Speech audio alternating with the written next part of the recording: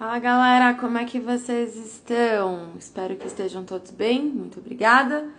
Bora dar uma fofocadinha na Copa, nessa sexta? Vai ser uns assuntos meio aleatórios, assim, pra variar, né? Os assuntos são sempre aleatórios, mas quero conversar com vocês alguma Danilo Gentili e o que mais for fluindo aí na nossa conversa. Mas eu quero começar falando sobre posicionamento Danilo Gentili e afins.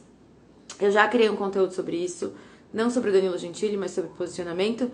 Não lembro exatamente se tá aqui, mas eu sei que tem 2 podcasts que eu falo sobre posicionamento, no outros 500 eu sei que tem.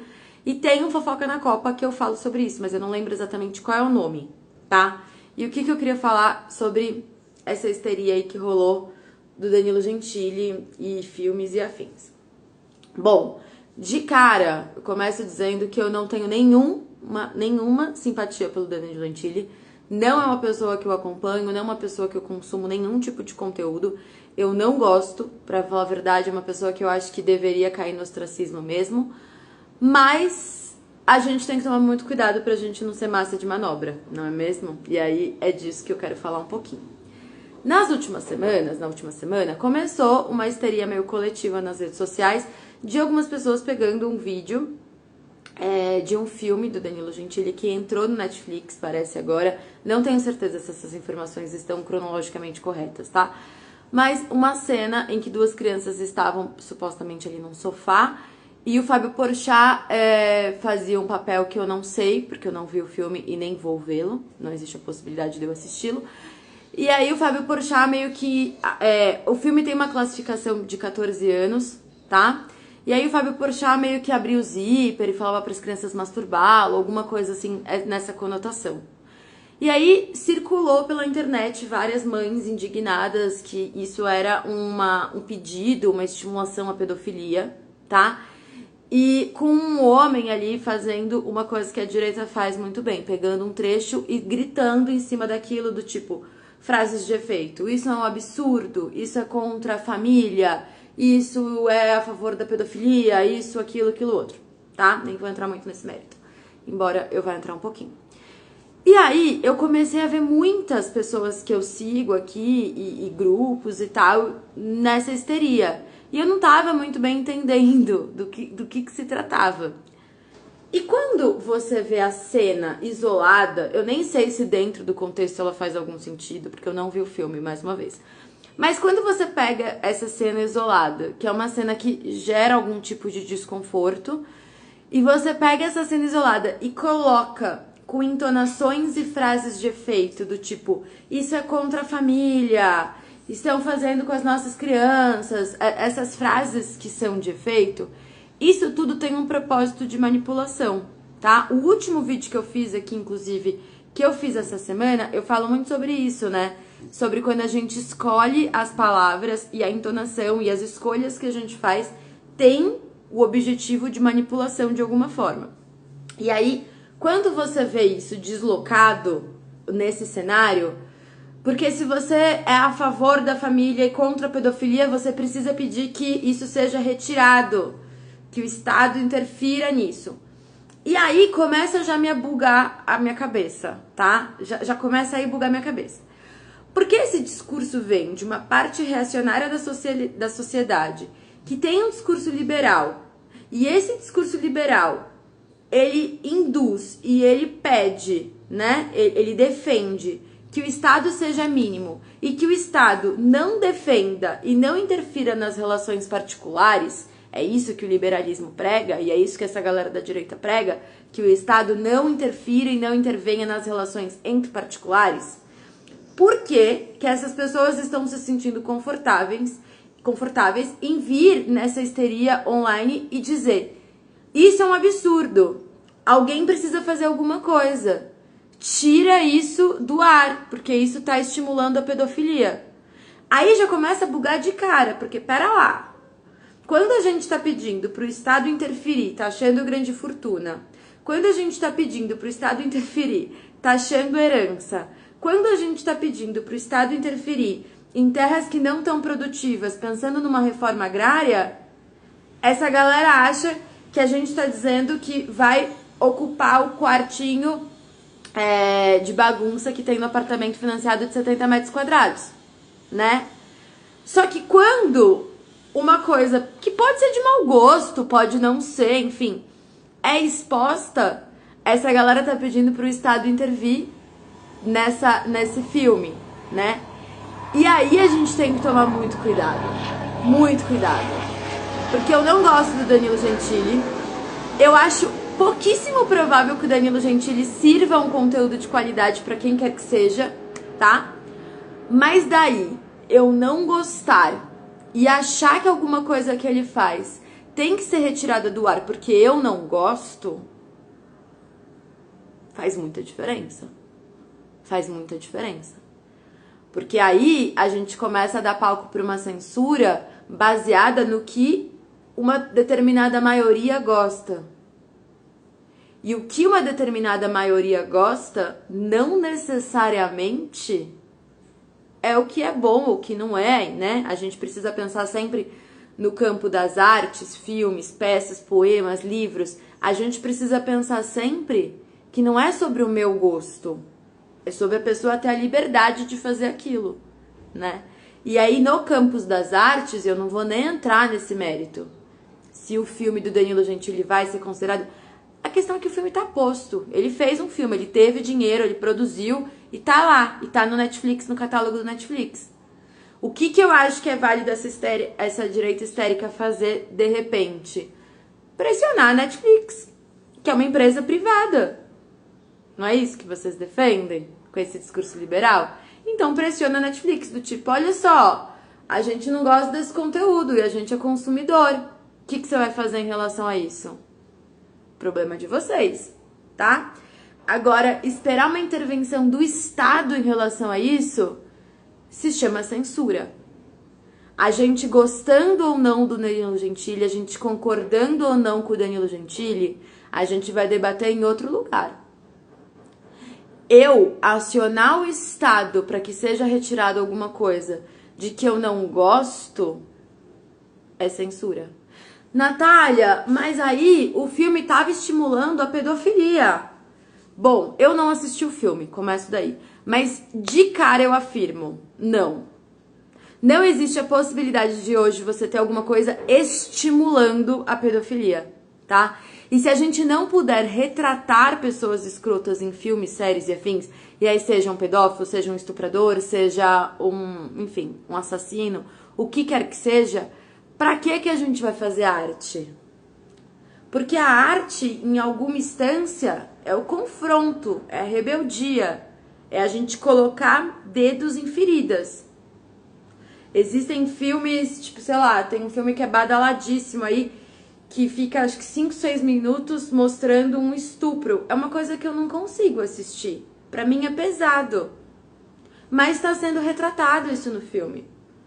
Game of Thrones teve toda uma polêmica nas cenas de estupro.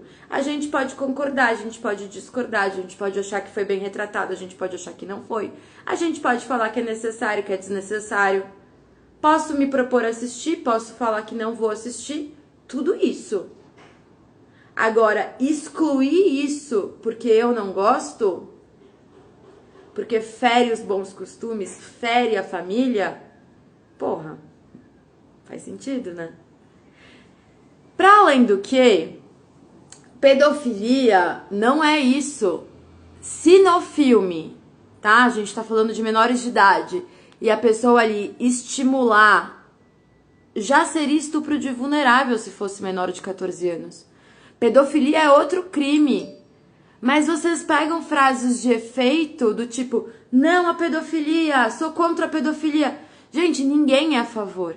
Mesmo as pessoas que cometem o crime de pedofilia, as pessoas não vão vir à tona e dizer, não, eu gosto de consumir um conteúdo sexualizado ali com crianças. Eu sinto prazer e tesão em ter esse consumo. Mesmo as pessoas que são pedófilas, que praticam crime de pedofilia, não viriam a público endosar isso. Então você não precisa ter muitos neurônios para entender que o filme não tá estimulando a pedofilia, tá? tá retratando isso de um jeito bom ou não, eu não sei, porque eu não assisti e não vou assistir, tá? Segunda, terceira, sei lá, coisa da nossa conversa. Vamos de segunda primeiro. Toma cuidado com o que a gente viraliza.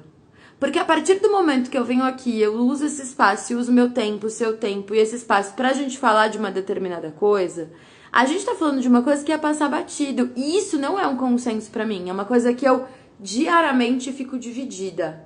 Eu vou me opor a isso e vou dar palco, ou eu vou fingir que nada tá acontecendo e não vou me posicionar a respeito pra não dar esse palco. Não é um consenso pra mim, eu não tenho uma resposta, tá? Não tenho mesmo, não tenho um consenso em relação a isso. Mas a gente precisa pensar a respeito disso. Não sei se a gente vai chegar num consenso, mas a gente precisa debater. Qual será a melhor estratégia? Será que é a gente deixar pra lá e isso por si só vai cair no ostracismo? Ou será que a gente tem que pontuar isso, tá? Pra gente trazer outras discussões a partir desse acontecimento, desse fato. Fica aí pra gente pensar junto. Não tenho nenhuma opinião formada a respeito, não. E aí, a terceira coisa, que eu acho que é a mais legal dessa história toda, é posicionamentos claros, né? Quando tudo isso começou a vir à tona, eu não sabia nem do que se tratava. Eu gosto do Porchat, gosto. Tenho uma crítica aqui, outra ali, mas no geral é uma pessoa que eu gosto. Gosto do Porta dos Fundos, gosto de alguns dos projetos do Porchat. Real, assim, uma pessoa que eu olho ali com uma atenção. E a cena em questão, ela é interpretada pelo Fábio Porchat. E eu não tava entendendo o que tava acontecendo ali. Eu comecei a ver um monte de gente compartilhando e eu falei, nossa, o que o Porchat fez, né? E aí comecei a perceber do que se tratava e tal. Só que quando eu comecei a ver de onde essa crítica tava vindo, eu comecei a falar, putz, como que eu vou concordar com essas pessoas? Será que essa vai ser uma pauta que vai nos unir? No princípio eu fiquei meio assim, falei, deixa eu olhar com mais atenção isso. Só que quando a crítica vem de um lado, que eu já sei que ele não é muito confiável, eu tendo a levantar 2, 3 bandeiras em alerta. Que deveria ser um comportamento da gente ter sempre com todos os lugares. Mas em alguns lugares a gente baixa a guarda e dá uma relaxada. Porque a gente sabe ali que a gente concorda e tem pensamentos iguais ou parecidos com aquela pessoa. E aí, por que eu tô dizendo isso, né? Da gente ter um posicionamento muito claro. Porque quando a gente tem um posicionamento muito claro, primeiro a gente sabe que a gente não precisa emitir opinião a respeito de tudo. Segundo, que faz com que a gente não caia em massa de manobra fácil. Quando você tem um posicionamento muito claro e que você estudou e que você se informa para chegar nesse posicionamento, é um tanto mais difícil você cair em manipulação. É um tanto mais difícil você ir pra onde tá tocando, pra onde a boiada tá indo, sabe? Porque você acende alertas muito rápido. Você começa a ver que esses vídeos que estão viralizados, eles têm um comportamento padrão de um lado da sociedade político, que é um lado que você não endossa. Então fica muito mais fácil pra você acender um alerta de tipo, opa, tem alguma coisa errada aí. Existe um padrão desses vídeos virais da direita. Existe um tom de voz. Existe uma escolha de palavras. Família. Deus. Você consegue perceber? Existe ali alguns jargões que faz com que a gente acenda esse alerta. Para além de tudo isso, eu acho que cabe a gente salientar 2 coisas que a gente não pode deixar passar batido. Esse ano é um ano eleitoral.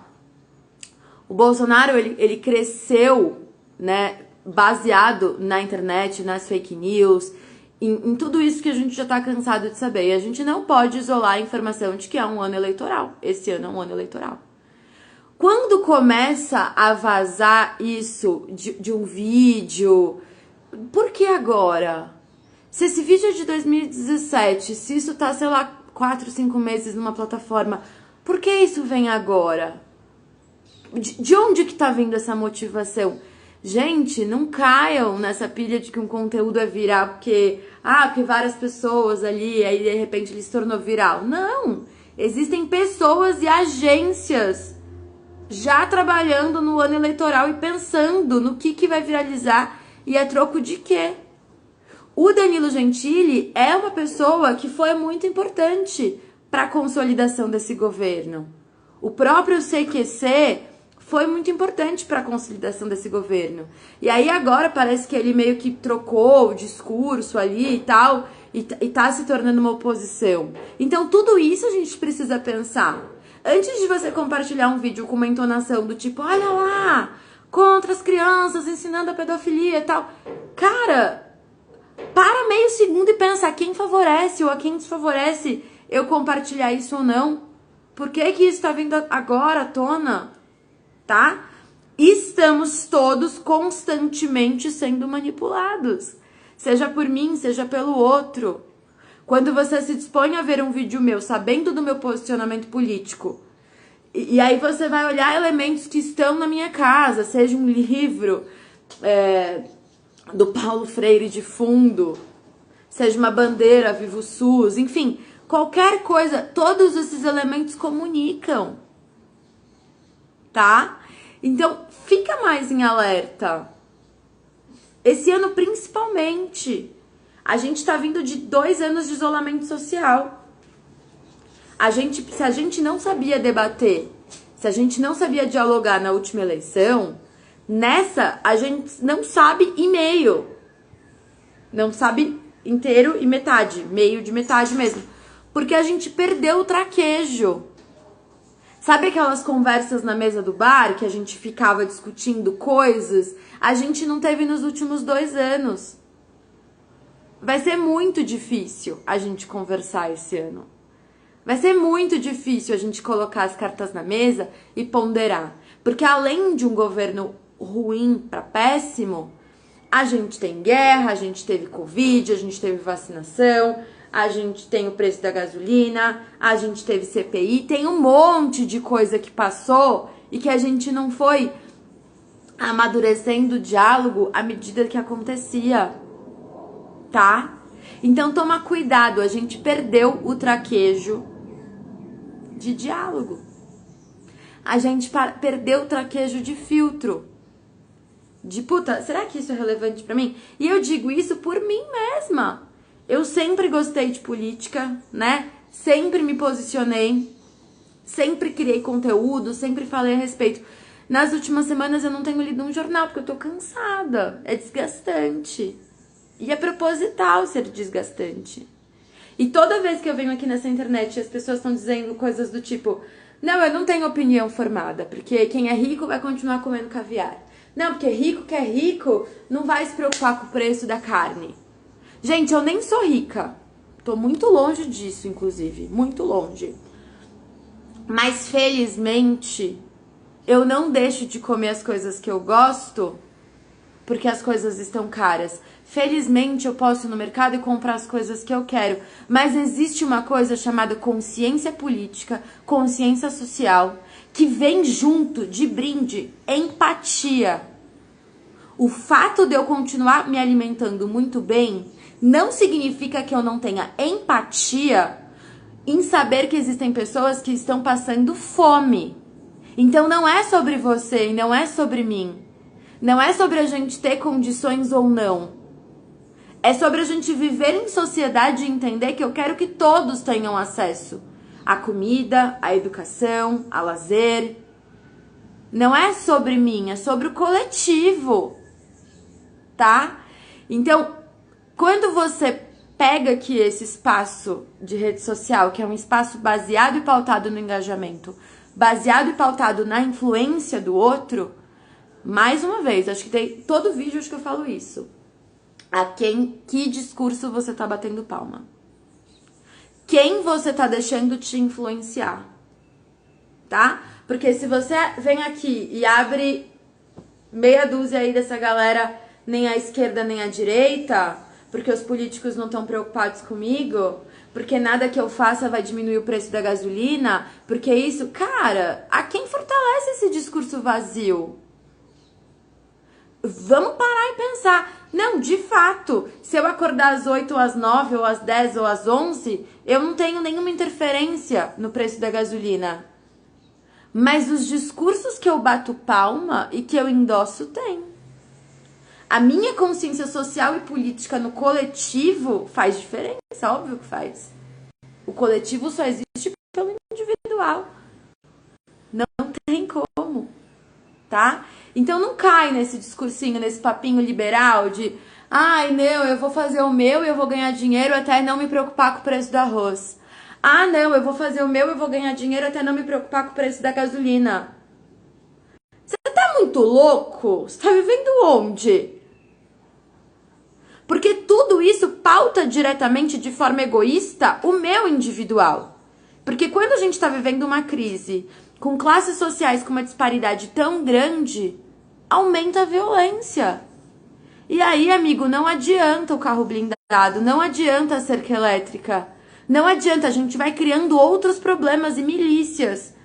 Porque se cada vez que a violência aumenta, a gente vai criando outro sistema de segurança, a gente vai pensando em milícias. A Jéssica falou, eu também tenho dificuldade, mas eu sempre penso em quem é mais necessitado que eu. Então, eu sei ao certo quem apoiar. Exatamente, eu acho que é muito... Cara, eu também tenho milhares de dificuldades, também tem várias coisas na minha vida que eu gostaria que fossem diferentes. Financeiramente falando, inclusive lazer, descanso, tá? Só que não dá pra eu comprar esse discursinho liberal de que se eu acordar mais cedo, se eu trabalhar mais, se eu conseguir, se isolando a questão política. Inclusive de forma egoísta, como eu falei. Porque não é sobre mim. Se o todo, se tiver gente passando fome, a tendência é que a violência aumente. A minha qualidade de vida vai cair.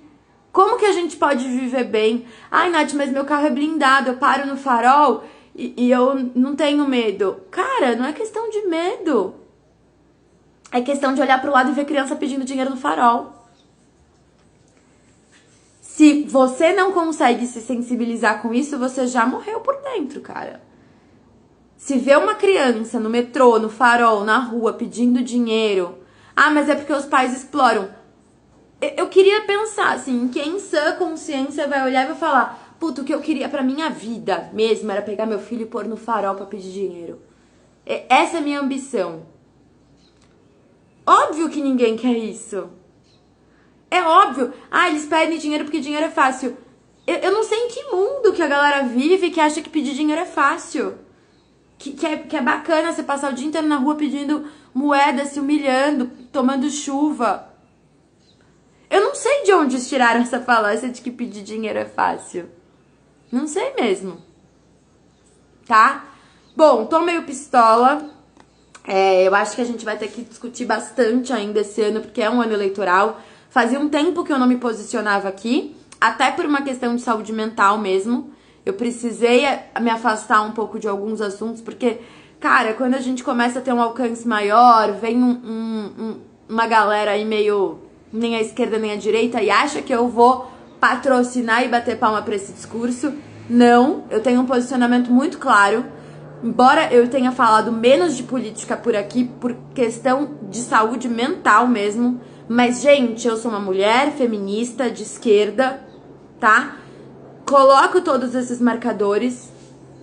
Eu luto e endosso o discurso de minorias, tá? Nessa eleição não vai ser diferente. Não vai, tá? Ah, entre o Bolsonaro e o Lula. Lula, com todas as críticas que eu tiver que colocar e pontuar. A última vez que eu votei na Dilma, eu falei, até hoje a gente vai Dilma, depois a gente vira oposição. Acabou que nem deu tempo, porque a própria oposição deu golpe, blá blá blá. Mas assim, não é dúvida. E se isso for um problema pra você, um follow. A gente vai precisar dialogar com quem pensa diferente? Sempre. Porque a única alternativa ao diálogo vai ser a violência, né? Mas aqui é um espaço meu, e esse espaço, dentro dessa democracia, eu já estou pontuando que os meus valores são esses, tá? Eu não bato palma para discurso liberal. E aí quem chega depois pode até confundir, porque eu acordo cedo, porque eu estimulo, porque eu falo, bora lá, vamos que dá, chama que vem. Então pode ser que a galera fique meio tipo, nossa, mas isso aí, ó, meritocracia. Não, tá? Não endosso esse discurso aí, não. Fechou? É isso, gente. Boa sexta pra gente. Toma cuidado, cuidado, cuidado, cuidado, tá? Vocês já viram a expressão, né? Quem paga o jantar escolhe o cardápio? É isso.